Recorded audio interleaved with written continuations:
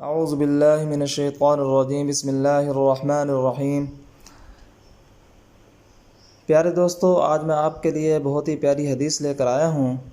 आपने इस पर ख़ुद भी अमल करना है और दूसरे दोस्तों को भी ज़्यादा से ज़्यादा शेयर करना है। तो आइए शुरू करते हैं। अब्दुल्ला बिन अमर बिन आस रज़ी अल्लाह तआला अन्हु से रिवायत है, रसूलुल्लाह सल्लल्लाहु अलैहि वसल्लम ने फरमाया, कबीरा गुनाहों में से है गाली देना अपने माँ बाप को।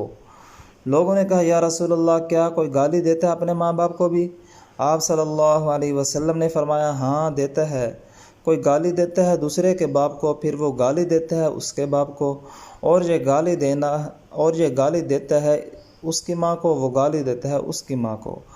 तो दूसरे के माँ बाप को जब हम गाली देंगे तो वो पलटकर हमारे माँ बाप को गाली देगा, तो ये ऐसा ही है कि गोया कि हमने ख़ुद अपनी ज़ुबान से अपने माँ बाप को गाली दी। अल्लाह तबारक व तआला हमें इस गुनाह से बचने की तौफ़ीक़ अता फ़रमाए। आपसे दरख्वास्त है कि अगर अभी तक आपने हमारे चैनल को सब्सक्राइब नहीं किया तो सब्सक्राइब करें और बेल आइकन को भी प्रेस कर दें ताकि नई अपडेट आप तक पहुँचती रहें। अब तक के इतना ही। अस्सलामु अलैकुम।